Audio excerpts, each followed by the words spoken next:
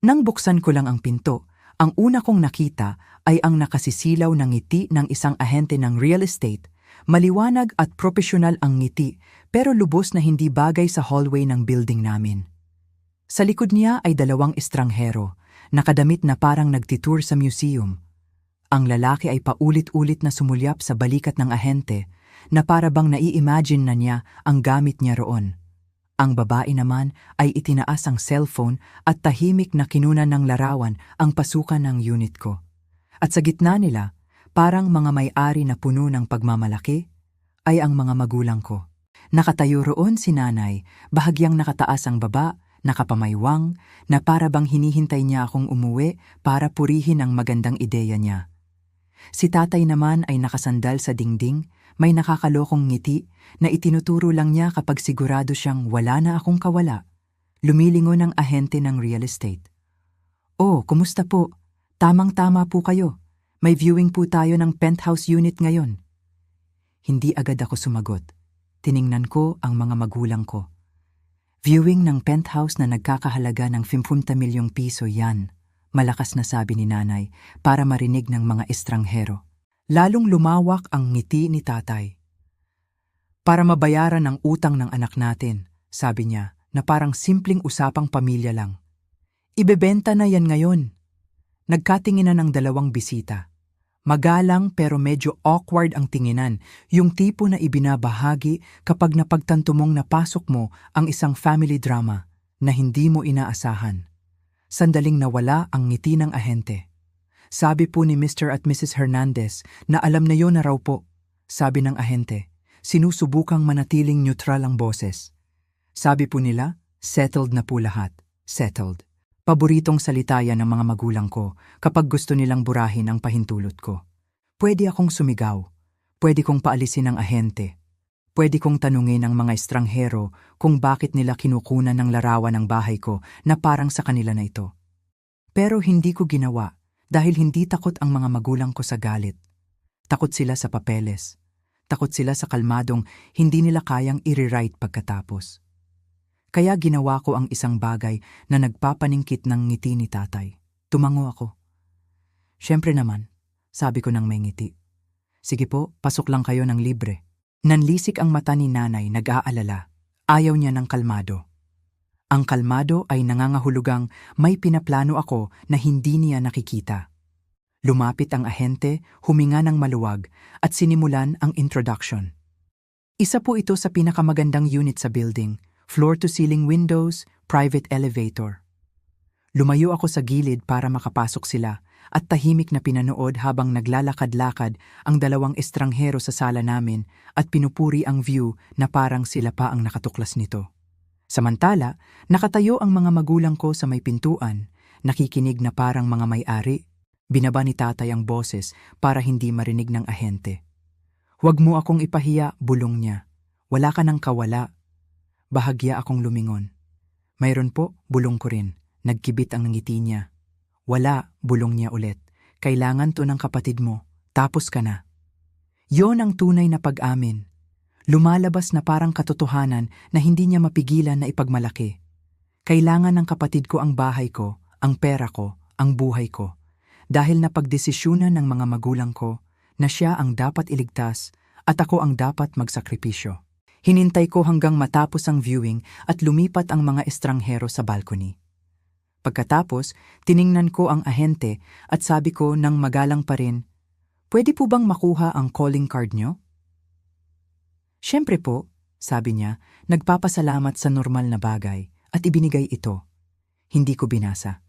Isinuksok ko lang sa bulsa bilang ebidensya. Pagkatapos, humarap ako sa mga estranghero at ngumiti ng magalang. "Pasensya na po sa pagkakamaling ito," sabi ko. "Ako po ang may-ari nitong unit. May legal issue po na inaayos ngayon." Agad nagbago ang mukha nila.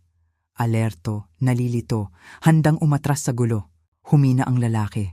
"Sabi po sa amin, mabilis na matatapos ang bilihan." "Naiintindihan ko po," sabi ko ng kalmado. "Huwag po kayong mag-alala. Makakatanggap po kayo ng update mula sa agent nyo." Lumapit si tatay, bahagyang itinaas ang boses para makuha ulit ang atensyon. "OA lang yang bata," sabi niya. May kontrata na kami, na-print na. Tumingin ang ahente sa pagitan namin, ngayon ay hindi na sigurado. Na-print na po? Itinaas ni nanay ang cellphone at bahagyang kinaway. Handa na po lahat ng papeles ng abogado, sabi niya ng matamis. Kailangan lang pong makipagtulungan ng bata. Makipagtulungan, isa pang salita na ginagamit nila kapag ibig sabihin ay sumuko. Ngumiti ulit ako. Maganda po yan, sabi ko. Sige po, makikita ko kayo sa opisina ng abogado. Kumurap si tatay. Pupunta ka? Opo, sabi ko, abot na ang kamay sa susi dahil gusto kong makita mismo ang mga papeles.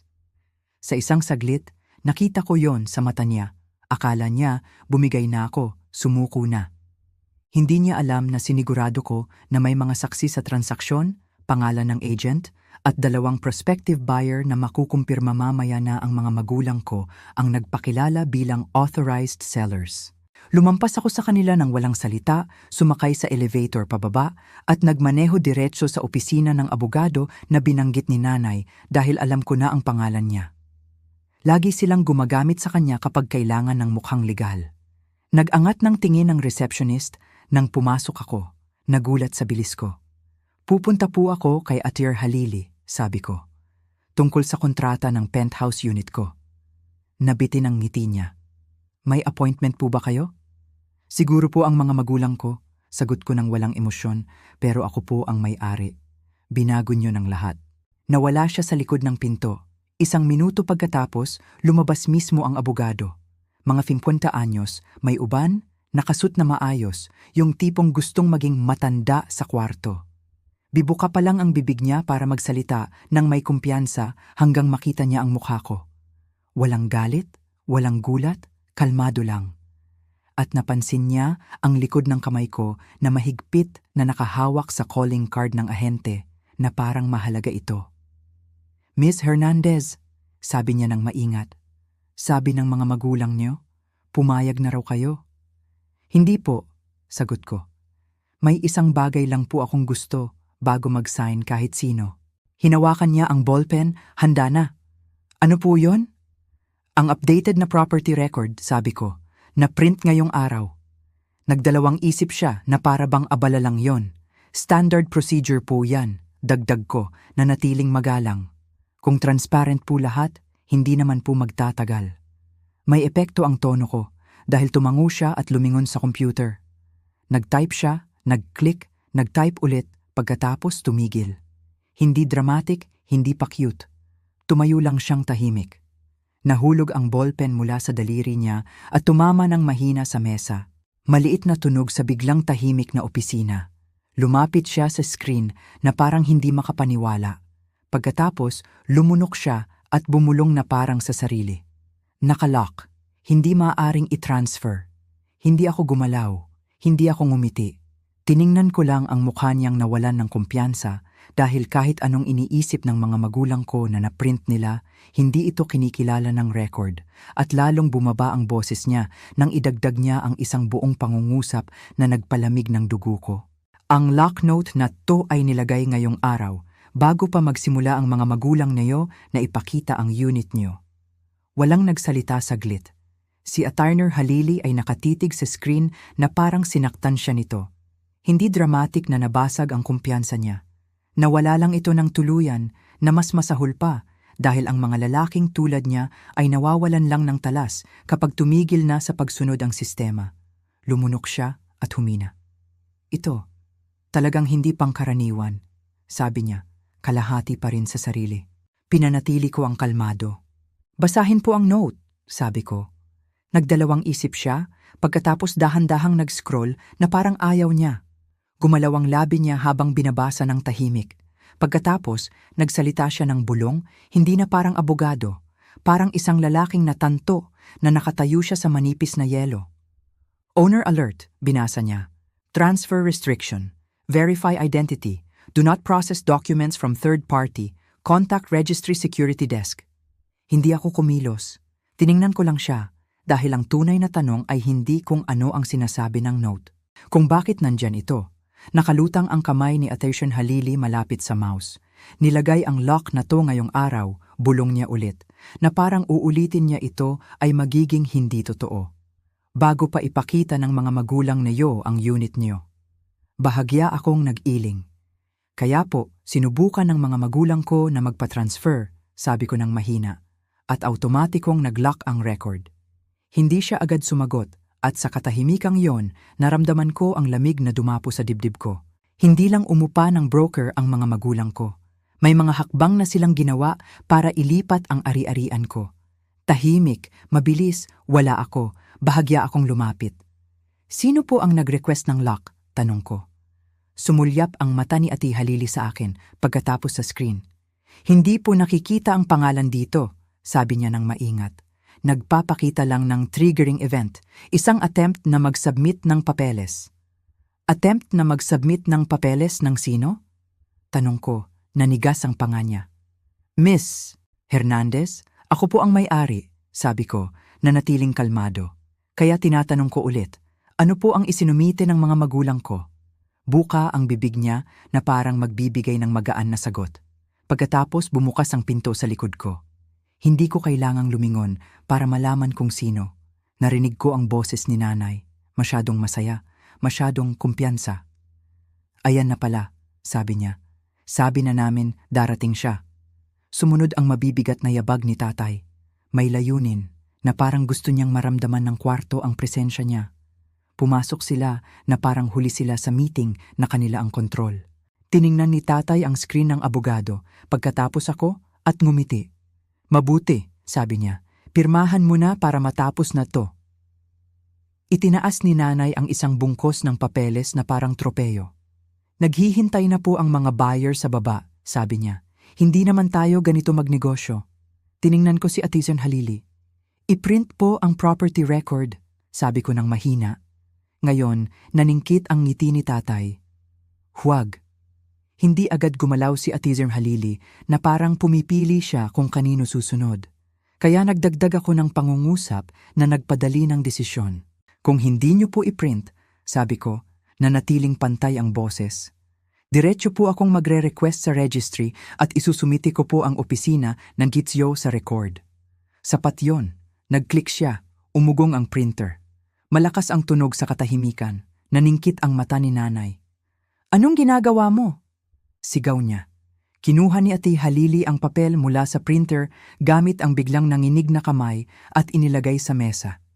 Sinunggaban ito ni tatay. Inilagay ko muna ang kamay ko sa papel, patag, kalmado, walang karahasan. Natigilan si tatay.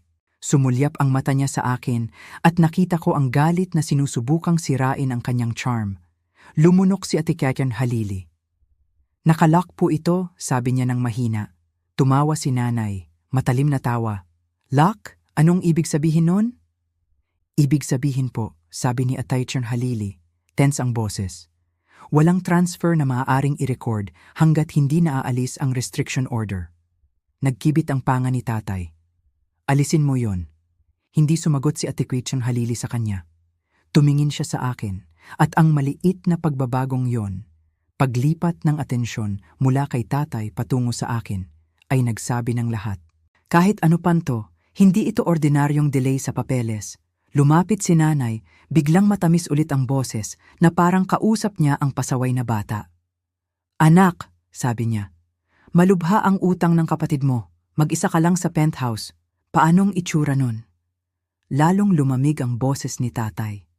Pamilya muna, sabi niya. Hindi ka pwedeng umupo sa ari-arian na 50 milyong piso habang naghihirap ang kapatid mo. Tumango ako na parang pumayag. Pagkatapos tinanong ko ang tanging mahalagang tanong. Anong utang? Sabi ko. Kumurap si nanay. Alam mo na yon. Hindi po, sabi ko ng kalmado. Sabihin na iyo po ang halaga.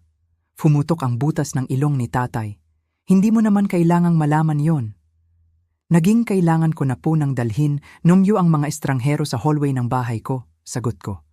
Kaya sabihin niyo po ang halaga. Tense ang boses ni nanay. 10 milyong piso, sigaw niya. Baka higit pa. At mabigat ang interes. 10 milyong piso. Hindi ako natinag. Walang pagkagulat.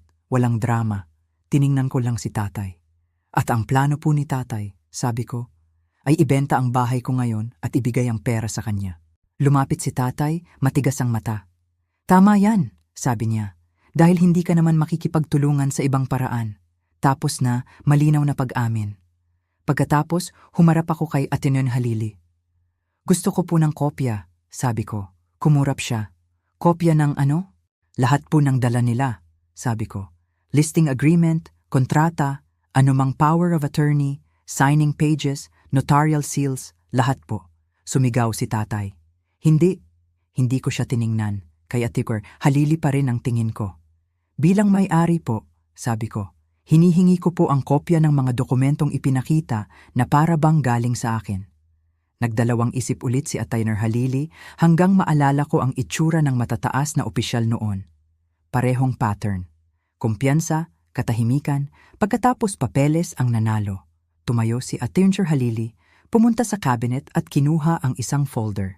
Tense ang mukha ni nanay. Hindi mo pwedeng ibigay yan sa kanya. Tumigas ang boses ni Attorney Halili. Kung ipinakita ang mga dokumento sa pangalan niya, may karapatan siyang makita. Inilagay niya ang folder sa mesa at binuksan. Ang unang pahina ay ang listing agreement. Lumamig ang sikmura ko. Hindi dahil umiiral ito, kundi dahil nakatype ng maayos ang pangalan ko sa ibaba sa tabi ng lagda na mukhang akin, pero hindi. Masyadong makinis, parang kopya ng kopya. Tiningnan ni tatay ang mukha ko, naghihintay ng reaksyon. Wala akong binigay. Nilipat ko sa susunod na pahina. Kumpleto na ang kontrata, pangalan ng buyer, presyo, terms, lahat ay makinis at handa ng pirmahan. At sa ibaba ng isang pahina, nakita ko. Isang notarial block, seal at petsa. Itinaas ko ang tingin kay Ate Kieran Halili. Ang notarial seal na to, sabi ko ng mahina. Na-verify niyo na po ba? Gumalaw ang lalamunan ni Ate Halili. Sabi ng mga magulang niyo, pumirma na raw kayo. Hindi po, putol ko, na natiling kalmado. Kaya tinatanong ko ulit, na-verify niyo na po ba? Sumigaw si tatay. Kabalbalan yan. Hindi tumingin si Ate Halili kay tatay. Hindi po, amin niya. Hindi ko pa na-verify. Lumabas ang galit sa mukha ni nanay. Dahil hindi naman kailangan. Lagi na lang siyang nagpapanggap na biktima. Hindi ko siya pinatapos. Tinuro ko ang seal. Basahin po ang authority number. Lumapit si Ate Meron Halili. Pinilit na magbasa ng mahina. Bahagyang gumalaw si tatay sa upuan na parang gustong tumayo. Pagkatapos tumunog ang telepono ni Attorney Halili. Sumulyap siya sa caller ID at nawala ang kulay sa mukha niya na parang pinatay ang ilaw. Sinagot niya agad sa unang ring. Opo, katahimikan. Pagkatapos bumulong siya ng mahina. Naiintindihan po. Dahan-dahang binaba niya ang telepono at tiningnan ako na parang iniisip kung paano sasabihin ang isang bagay na hindi sasabog ang kwarto. Ano? Tanong ni tatay ng galit. Lumunok si Attorney Halili. Galing po sa registry office. Ako po, sabi niya. Tumawa ulit si nanay, matalim. At bumaba ang boses ni Ate Curious Halili sa bulong. Sabi nila, hindi lang restriction ang lock na yon. Sabi niya, flag ng suspected fraudulent filing ang nag-trigger ng hold order. Natigilan ng tuluyan si tatay at nagdagdag si Ate Halili ng isa pang pangungusap. Mahina pero nakakamatay. Tinatanong nila kung nandito si Ricardo Hernandez dahil may papunta raw sila. Sa isang buong segundo, pagkatapos, sabihin ni Ate Halili na may papunta sila, hindi gumalaw si tatay. Pagkatapos, kumiskis ang upuan niya sa sahig. Hindi subtle, hindi magalang. Tunog yon ng isang lalaking gustong makatakas bago maging official record ang kwarto. Tapos na ako rito, sigaw niya, nakaharap na sa pinto. Sayang lang sa oras to. Mabilis na tumayo si Ate Menon. Halili na tumama ang upuan sa mesa. Ricardo, simula niya. Pinutol siya ni tatay. Huwag mo akong tawaging parang magkaibigan tayo. Kinuha ni nanay ang bag niya ng padaskol. Nagbago rin ang mukha niya. Wala nang sweetness, puro urgency na lang. Tara na, sabi niya. Harassment to. Hindi ko itinaas ang boses. Hindi ko sinara ang pinto. Isang pangungusap lang, kalmado at malinaw, na tinututukan ang tanging taong may pakialam sa legal liability. At I swear Halili, sabi ko, Kung aalis po sila, kayo po ang huling napatunayang may hawak ng pekeng dokumento at tumanggap ng tawag mula sa registry. Pinigilan yun siya dahil hindi ko siya binantaan. Sinabi ko lang kung saan mahuhulog ang responsibilidad kung palalabasin niya sila. Nanigas ang panga niya. Tiningnan niya si tatay na parang unang beses niyang nakita. Umupo ka, sabi ni Halili ng maikli. Tumawa si tatay ng maikli, pangit. Hindi mo ako mapipilit. Pinindot ni Halili ang button sa desk phone. Reception, sabi niya, biglang kontrolado ang boses. Huwag pong payagang lumabas kahit sino rito hanggat hindi ko sinasabi. At tawagan ng building security. Nanlaki ang mata ni nanay. Ano? Hindi tiningnan ni Halili si nanay. Kay tatay ang tingin. Tinatanong nila kung nandito kayo, sabi niya ng mahina. Kaya oo, walang lalabas. Hanggat hindi dumating ang kinatawan ng registry. Namula ang mukha ni tatay na parang umakyat ang init sa balat. Inuulan niyo kami. Hindi na tinag si Halili. Hindi po, sabi niya. Pinoprotektahan ko lang ang sitwasyon na may suspected fraud. Ang salitang fraud ay iba ang epekto kay nanay kaysa kay tatay. Nagalit si tatay, natakot si nanay. Humarap siya sa akin na parang kaya pa niyang ipahiya ako hanggang sa bumigay ako.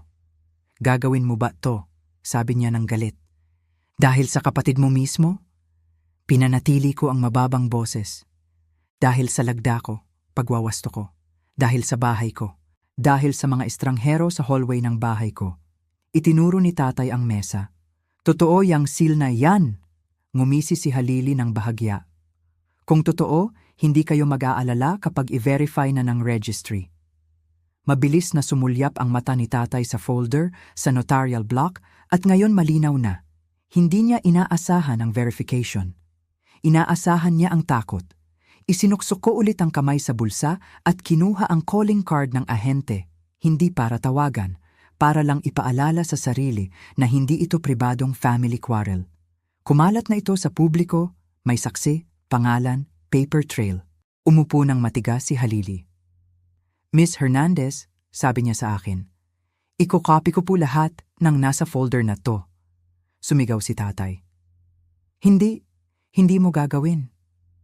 Hindi siya nilingon ni Halili. Bilang abogado, may obligasyon na ako ngayon na i-preserve ang mga ipinakita, sabi niya, lalo na pagkatapos matrigger ang fraud alert. Kinuha niya ang mga dokumento at sinimulang ilagay sa photocopier sa likod ng mesa nang may galit na katumpakan.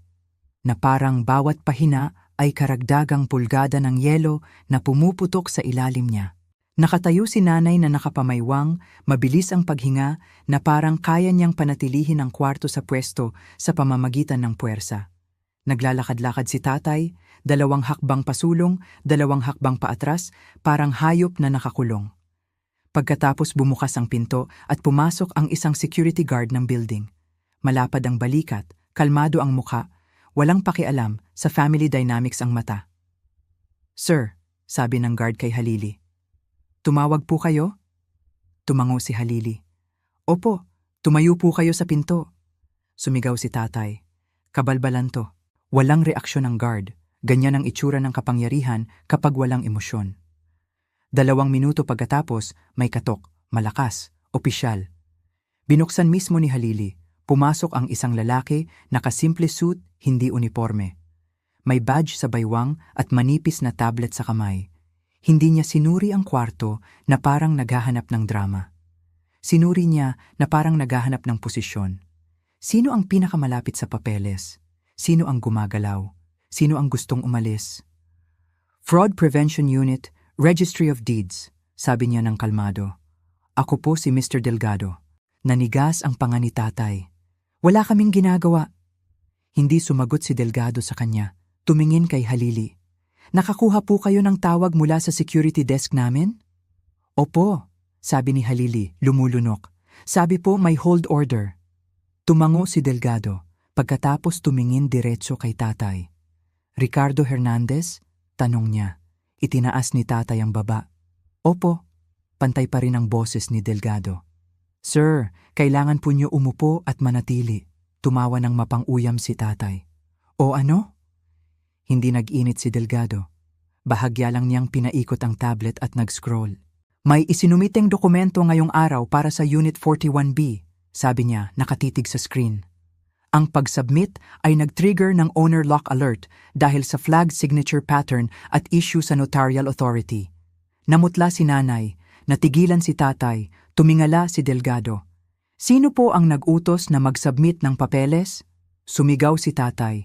Legal yan. Hindi inalis ni Delgado ang tingin. Hindi po yon ang tanong ko. Humina si Halili. Ipinapresent po sa akin ang mga dokumento kaninang umaga. Itinaas ni Delgado ang kamay, mahinang pinigilan siya. Sa inyo na po ako, attorney. Pagkatapos tumutok ulit kay tatay.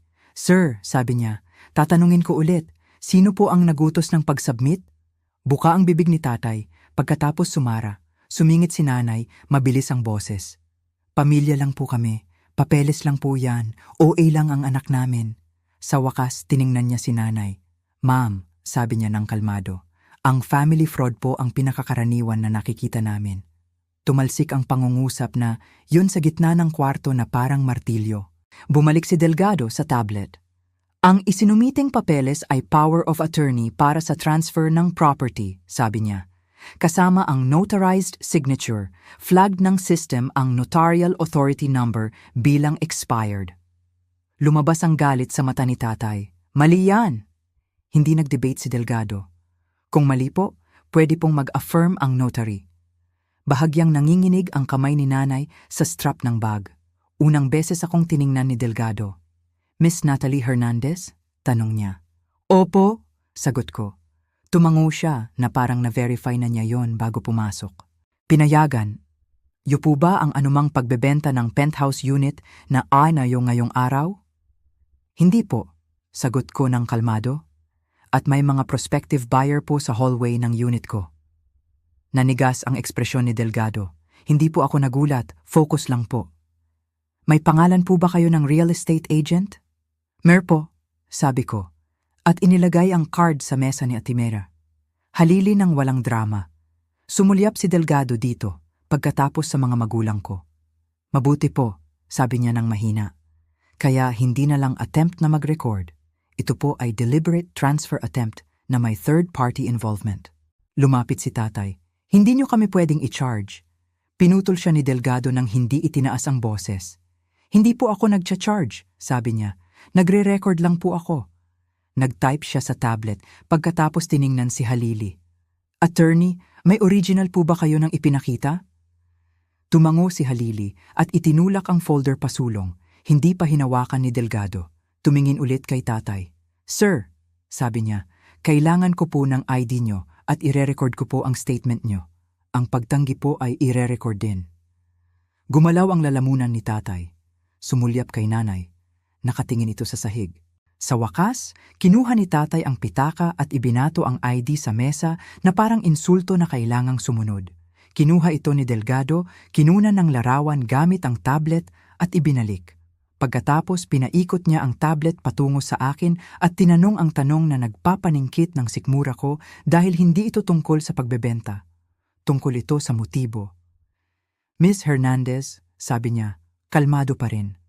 Nabanggit po ba ang pangalan ng kapatid nayo kahit saan sa mga papeles na isinumite ngayon? Lumamig ang dibdib ko. Dahil kung nasa record ang pangalan ng kapatid ko, hindi lang magulang ko ang gumalaw. Kasali rin siya.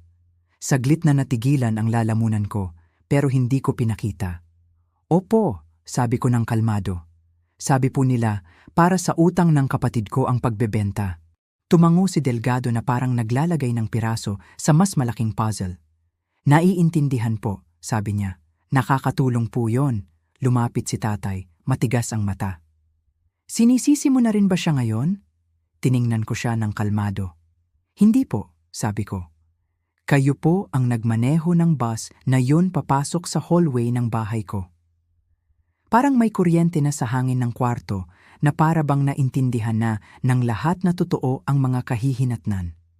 Pagkatapos, tumunog ulit ang phone ni Delgado. Sumulyap siya pababa at nagbago ang mukha niya sa paraang tumalon ang tibok ng puso ko. Hindi panic, kundi realization. Tiningnan niya si tatay at sabi ng mahina, Sir, sabi niya, may pangalawang alert po kami. Nanigas ang bibig ni tatay. Ano pa? Nakatitig pa rin si Delgado sa kanya. Isang transfer attempt, sabi niya, sa ibang property. Lumamig ang dugo ko. Dahil isa lang ang ari-arian ko. Kaya kung may ibang property na tinatarget, ibig sabihin, hindi lang ang penthouse ko ang sinubukan nilang ibenta. May iba pa silang tinatarget na konektado sa akin. At nagdagdag si Delgado ng linya na nagpahanga kay nanay. Sa pangalan po ng anak niyo, sabi niya kay tatay. Hindi si Natalie. Huminto siya. Sa pangalan po ng apo niyo.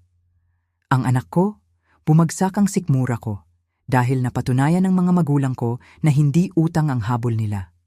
Sinusubukan nilang burahin ako sa lahat ng ari-arian na maabot nila, simula sa tanging bagay na papatayin ko para maprotektahan. Saglit, hindi ako makagalaw. Ginawa ng isip ko ang nakasanayan kapag masyadong matalim ang realidad. Sinusubukang tanggihan sa technical reason. Anak ko, 6 anyos pa lang. Hindi naman pwedeng magkaroon, pero bumalik ang memorya ng malinaw.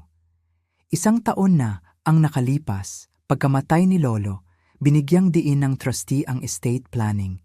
Hindi dahil sa buwis o estratehiya, kundi dahil sa mga magulang ko.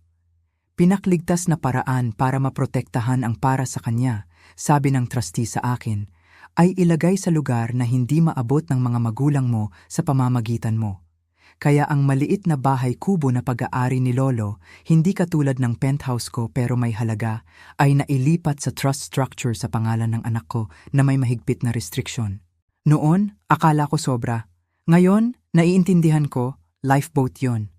Nakabitin sa hangin ang salita ni Delgado na parang punyal. Transfer attempt, ulit niya. Sa pangalan ng apo niyo. Lumipad ang kamay ni nanay sa dibdib. Imposible yon. Hindi nalilito si tatay. Galit siya dahil nagsalita ang sistema. Bahagya itinaas ni Delgado ang tablet. Hindi para ipakita lahat, pero sapat para idiin ang punto. Ito po ay live data mula sa alert system ng registry. Sabi niya, nag-tap. Attempted filing, kayo po. Binasa niya. Restricted trust property. Pagkatapos tiningnan si tatay. Alam niyo po ba, tanong niya ng kalmado, na may property na nasa ilalim ng trust protection para sa apo niyo? Nagkibit ang panga ni tatay. Walang sagot. Naramdaman ko ang tibok ng puso sa lalamunan pero pantay pa rin ang boses ko. Paano niya nalaman yon? Tanong ko ng mahina. Tumango si Delgado na parang inaasahan niya yon. Eksakto po, sabi niya. Ang access sa impormasyong yan ay kadalasang nagmumula sa documents, correspondence o sa loob ng inner circle niyo. Mabilis na nagtinginan si nanay sa paligid na parang may lilitaw na pinto. Pagkatapos bumulong siya. Ricardo, sabihin mo sa kanila na hindi totoo yan. Sumulyap si tatay sa kanya. Matalim, babala. Pero hindi tiningnan ni Delgado si nanay. Kay tatay ang tingin dahil sumasagot na ang katawan ni tatay kahit tumatanggi ang bibig. Humarap si Delgado kay Halili. Attorney, sabi niya, may iba pa po bang record dito sa opisina niyo tungkol sa pamilyang to? Kahit anong case na may pangalan ng apo? Lumunok si Halili. Wala po, sabi niya ng mabilis. Masyadong mabilis. Wala pong. Naningkit ng bahagya ang mata ni Delgado. Tingnan po. Nagdalawang isip si Halili, pagkatapos lumipat ng matigas sa cabinet at binuksan ang drawer. Sumigaw si tatay. Kabalbalan to. Hindi tiningnan ni Delgado. Kung kabalbalan po, sabi niya ng kalmado, mapapatunayan ng record. Kinuha ni Halili ang manipis na folder at natigilan. Nakita ko ang pagbabago sa mukha niya bago siya magsalita. Pagkatapos, itinaas niya ito na parang mabigat. Ito po. Dinala po niya noong nakaraang linggo. Amin niya, tense ang boses. Sino po ang nagdala? Gumalaw ang lalamunan ni Halili. Ang asawa niyo. Sumulyap kay tatay. Ang asawa niyo. Nagulat si nanay na parang sinampal. Ako? Hindi ko. Binuksan ni Delgado ang folder doon mismo, dahan-dahang binabalik ang mga pahina. At tumigil siya sa isang pahina at tiningnan ako. Miss Hernandez, tanong niya. Ito po ba ang buong legal name ng anak niyo? Binasa niya ng malakas. Tama. Lumamig ang sikmura ko, pero bakal ang gulugod ko. Tiningnan ni Delgado si nanay. Dinala niyo po ang trust documents ng minor child sa isang abogado, sabi niya. Bakit po? Nanginginig ang labi ni nanay. Hindi ko alam kung ano yun. Hindi gumalaw si Delgado. Hindi niyo po binasa ang title. Lumunok siya. Sabi ni Ricardo sa akin. Sumigaw si tatay ng malakas. Itigil mo ang pagsasalita. Nanatiling mahina ang boses ni Delgado. Iyan po, sabi niya, tinitingnan si tatay. Ang eksaktong reaksyon na nire-record namin kapag may nakakakita na may paper trail na umiiral. Nilipat niya sa susunod na pahina. Pagkatapos isa pa, at dumating sa seksyon na may signature line at nakalakip na notarial block. Parehong format, parehong style. Interesante, bulong ni Delgado na parang sa sarili. Sumulyap siya sa tablet at bumalik sa pahina. Parehong notarial authority number, sabi niya. Naglabas si nanay ng maliit na tunog, kalahati iyak, kalahati hikbi, dahil naiintindihan niya na hindi utang repayment plan to. Sistema to. Ginagamit nila ang parehong expired authority para magkaroon ng kapangyarihang ilipat ang ari-arian ng mabilis bago madiskubre ng kahit sino. Humugot ng hininga si Delgado at tiningnan ako ng may seryosong kalmado ng isang taong magbibigay ng masakit na katotohanan. Miss Hernandez, sabi niya, nag-i-issue po ako ng immediate protective lock order sa trust property at dahil may minor involved, priority po ito. Humarap kay Halili. Attorney, i-preserve niyo po ang folder na to bilang ebidensya, sabi niya. Huwag na pong i-copy. Huwag pong payagang dalhin ng kahit sino, nandito pa rin ang building security. Tumango si Halili, maputla. Naiintindihan po. Lumapit si tatay, mababa at nakakalaso ng boses. Akala mo matalino ka ha? Sabi niya sa akin ng galit. Akala mo mapapahiya mo kami sa harap ng mga estranghero? Tiningnan ko siya sa mata. Hindi ko po pinapahiya ang mga magulang, sabi ko ng mahina. Kayo po ang pumasok sa hallway ng bahay ko kasama ang mga buyer. Kayo po ang pumasok sa fraud ng bukas ang mata.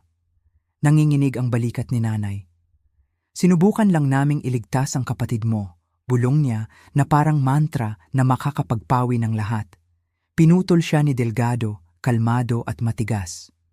Ang pagliligtas sa isang tao ay hindi nagbibigay ng karapatan na magpalsipikan ng papeles, sabi niya. At ang pagsali sa ari-arian ng bata ay lalong nagpapalala nito. Tumingin ulit kay tatay. Ricardo Hernandez, sabi niya, kailangan niyo pong maintindihan ang isang bagay. Pumutok ulit ang butas ng ilong ni tatay. Ano? Hindi nagbago ang boses ni Delgado. Hindi po kayo nag-trigger ng family dispute, sabi niya. Nag-trigger kayo ng fraud investigation. Bumukas ang katahimikan sa kwarto, malawak, malamig. Nawala ng tuluyan ang ngiti ni tatay. Ang natira sa mukha niya ay hindi nakapangyarihan. Kalkulasyon na lang. Pagkatapos, ginawa ni Delgado ang pinakakatatakutan ng mga magulang ko. Ginawa niyang opisyal. Itinaas niya ang phone at nagsalita dito, matalim at propesyonal. Ito po si Delgado, fraud prevention, sabi niya. May ongoing case po kami tungkol sa attempted transfer ng penthouse unit at trust property ng minor gamit ang expired notarial authority. Nandito po ang mga partido, Ricardo Hernandez at asawa. Pinoprotektahan ng law office ang originals. Humihiling po ng response mula sa law enforcement. Nagsimulang umiyak ng tahimik si nanay. Nakatitig si tatay sa mesa na parang kaya niyang baluktutin muli ang realidad sa lakas. At ako'y nakaupo roon, matatag ang kamay, dahil sa unang pagkakataon sa araw na yon, naiintindihan ko kung ano talaga ang iniwan sa akin ni Lolo. Hindi lang ari-arian, kundi mga sistema ng proteksyon na naglulak kapag sinubukan ng mga magulang ko na pilitin. Isang record na walang pakialam kung sino sila, isang lock note na walang negosasyon. Tinapos ni Delgado ang tawag at tiningnan ako. May isa pa pong iminumungkahi akong gawin niyo ngayong araw, sabi niya. Ano po? Tanong ko. Baguhin po ang building access niyo, sabi niya.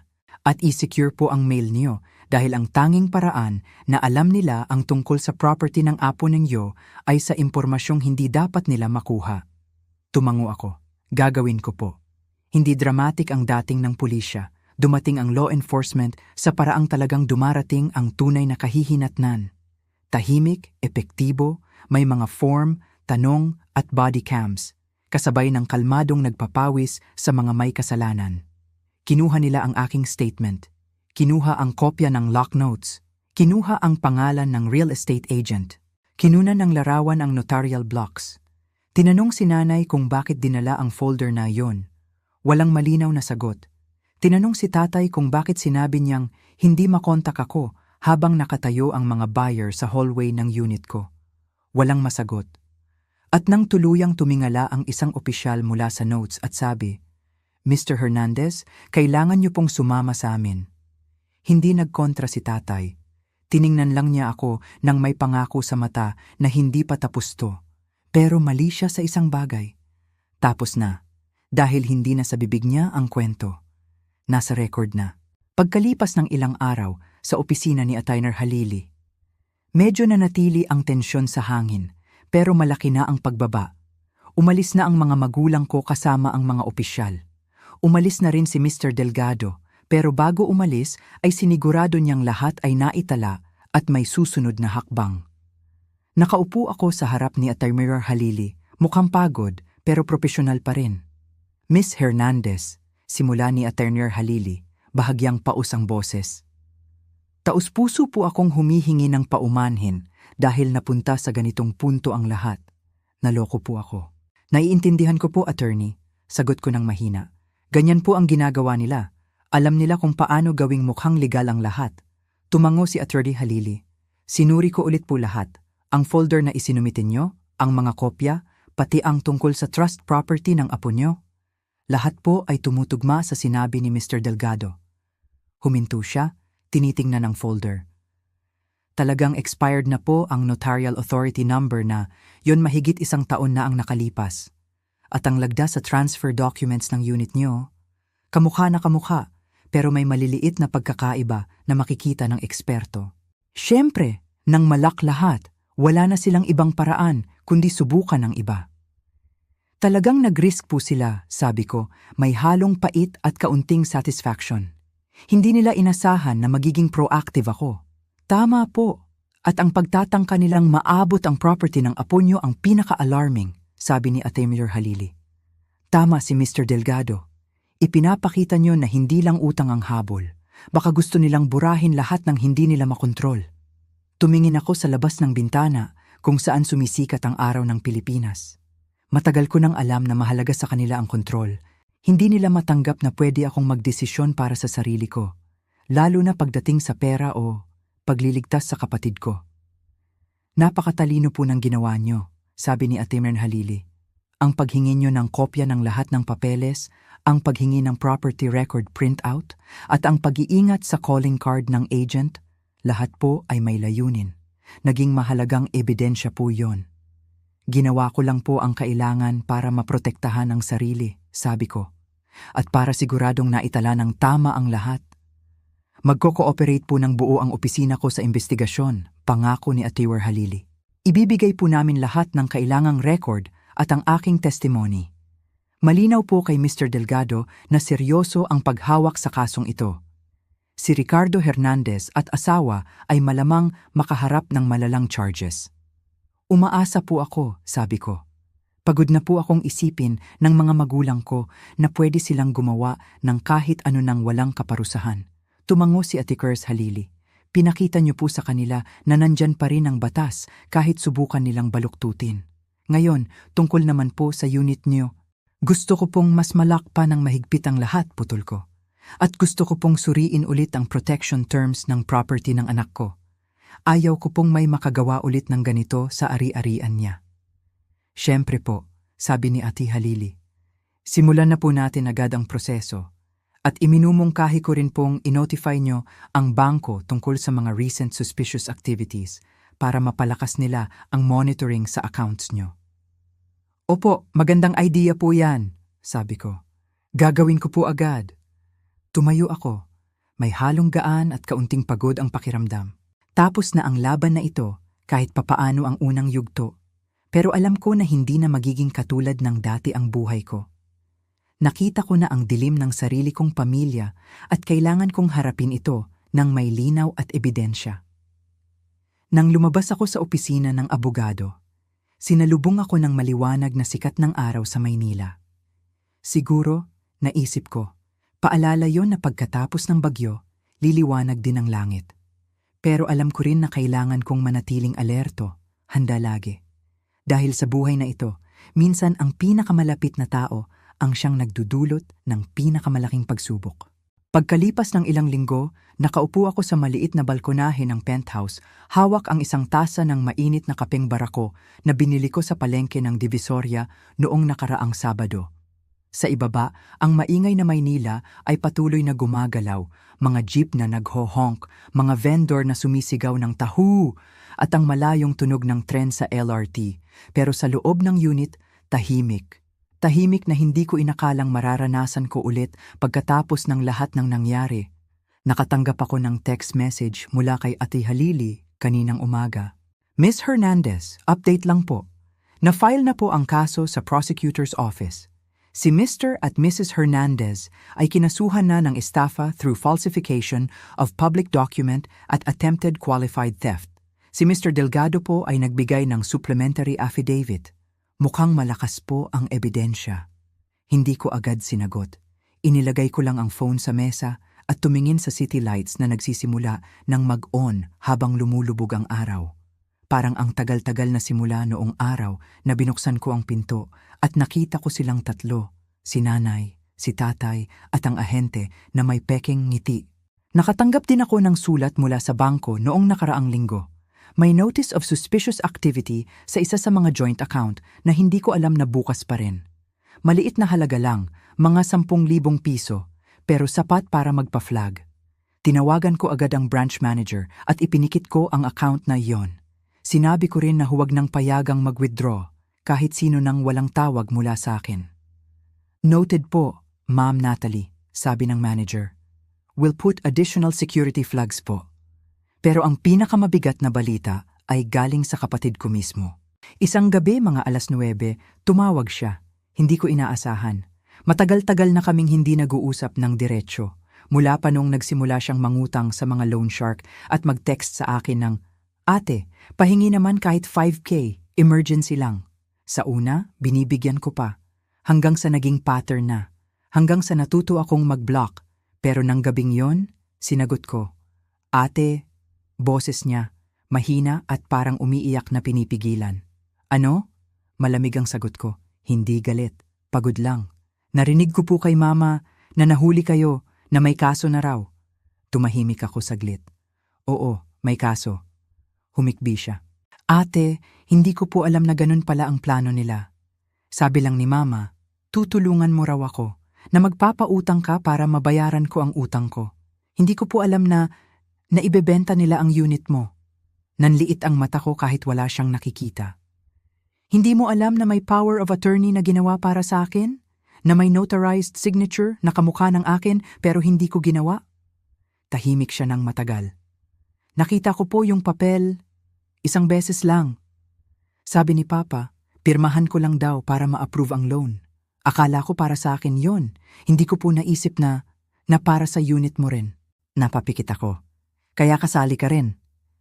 Hindi po ako pumirma sa transfer papers ng unit mo, ate. Pero, sa trust papers ni Baby, may nakita akong papel na dinala ni Mama sa opisina. Hindi ko po binasa ng mabuti. Akala ko insurance lang or something. Sorry po. Hindi ako sumagot agad. Naramdaman ko ang bigat sa dibdib. Hindi galit, kundi lungkot. Lungkot na matagal ko nang pinipigilan. Bakit ka tumawag? Tanong ko sa wakas.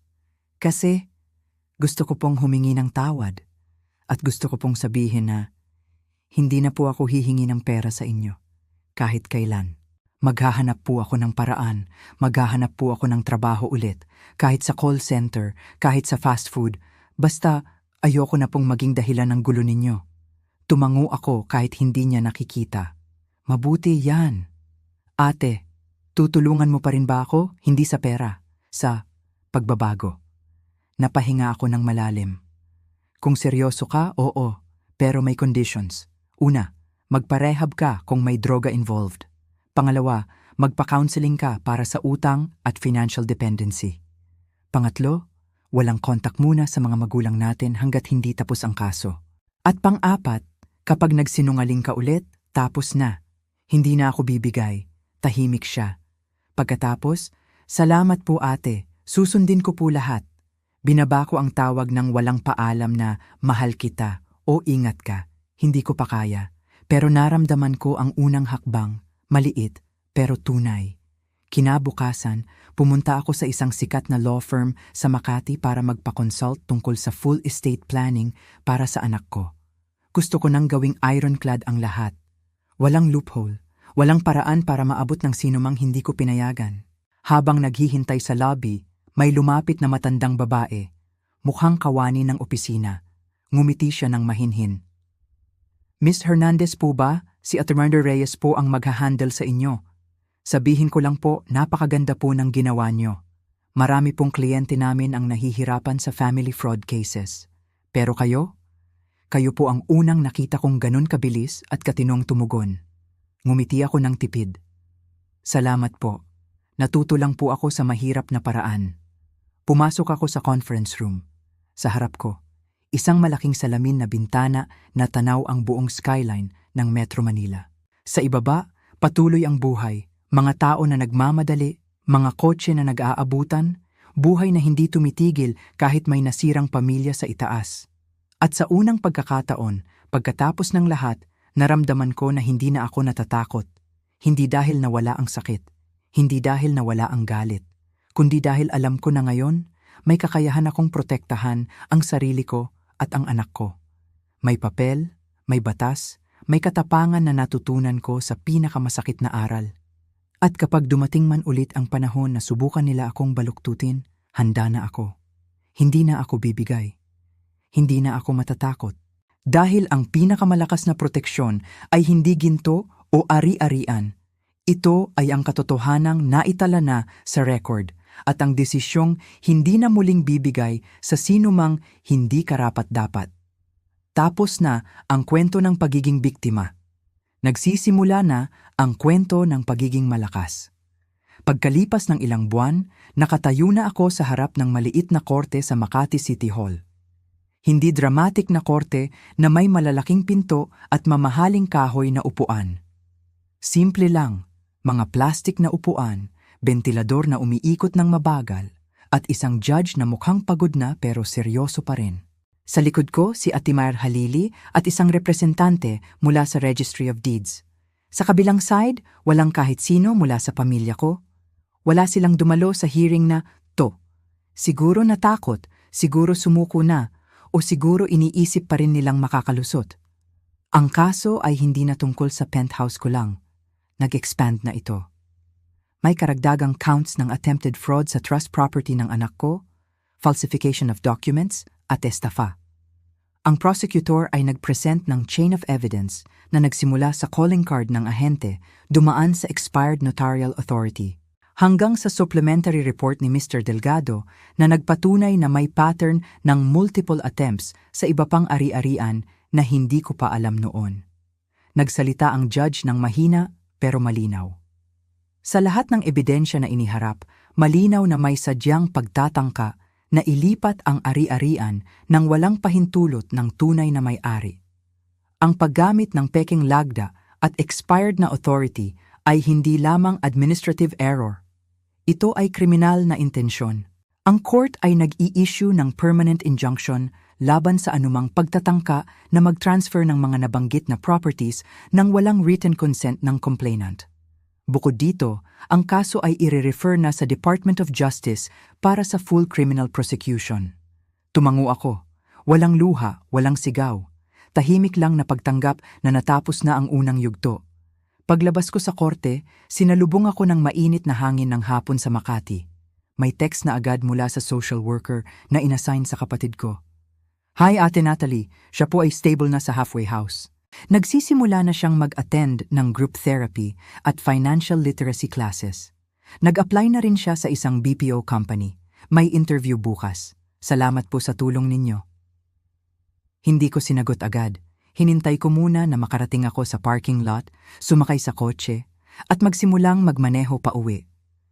Doon lang ako nag-reply. Mabuti. Sabihin mo sa kanya na proud ako. Pero sabihin mo rin na kailangan niyang patunayan yon sa sarili niya, hindi sa akin. Pag-uwi ko sa penthouse, sinalubong ako ng anak ko na tumatakbo mula sa sala. 6 anyos na siya ngayon, pero parang mas matanda na ang mga mata niya kaysa sa edad. Hawak niya ang isang drawing. Isang bahay na may 3 tao. Ako, siya, at isang aso na wala pa kaming plano bilhin. Para sa'yo to, Mommy, sabi niya. Para hindi na tayo aalis dito? Niyakap ko siya ng mahigpit. Hindi na tayo aalis. Pangako. Kinuha ko ang drawing at isinabit ito sa ref gamit ang magnet na souvenir mula sa Baguio. Sa tabi nito, nakadikit pa rin ang maliit na sticky note na sinulat ko nung gabing yon matapos ang lahat. Proteksyon muna, sarili at anak, walang exception. Mga ilang linggo pagkatapos noon, nakatanggap ako ng certified mail mula sa korte. Final order na, ang penthouse at ang trust property ay fully secured na sa ilalim ng court-supervised protection order. Walang sino mang pwedeng mag-file ng kahit anong dokumento na may kaugnayan sa mga ito nang walang court approval. Kasabay nito, ang notice na ang preliminary investigation sa kaso ng mga magulang ko ay natapos na at inirerekomenda na ang arraignment. Hindi ko binasa ng buo ang detalye ng charges. Alam ko na ang ending. Hindi ko kailangang makita silang nasa kulungan para maramdaman na tapos na. Ang pagiging tapos ay nangyayari sa loob, sa katahimikan ng bahay na hindi na binabantayan ng takot. 1 linggo, dinala ko ang anak ko sa Luneta para mag-picnic. Dala namin ang lumang picnic basket na pag-aari pa ni Lolo. Habang kumakain kami ng empanada at nakatingin sa mga naglalarong bata, bigla niyang tanong, "Mommy, bakit hindi na tayo bumibisita kay Lola at Lolo?" Tumingin ako sa kanya ng diretsyo. Dahil may mga desisyon silang ginawa na hindi tama para sa atin. Pero mahal pa rin natin sila mula rito, tinuro ko ang dibdib ko. Pero kailangan nating protektahan ang sarili natin muna. Tumango siya na parang naiintindihan na niya kahit hindi pa lubos. Pagkatapos ay tumakbo siya para sumali sa mga batang naghahabulan. Habang nanonood ako sa kanya, naisip ko, hindi ito ang ending na inasahan ko noong bata pa ako. Hindi ito ang happily ever after na may buong pamilya na nagtitipon sa hapagkainan tuwing Pasko. Pero ito ang tunay na katapusan ng isang kwento at simula ng isa pa. Isang kwento kung saan ako ang may hawak ng panulat. Kung saan ang mga desisyon ay galing sa akin, hindi sa takot o sa obligasyon. Kung saan ang pag-ibig sa pamilya ay hindi nangangahulugang pagpapahintulot sa pang-aabuso.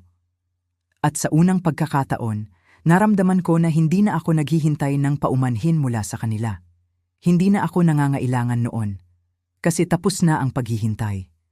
Nagsisimula na ang pagbubuo ng sariling mundo. Isang mundo na ligtas. Isang mundo na akin. Isang mundo na hindi na muling kukunin ng kahit sino.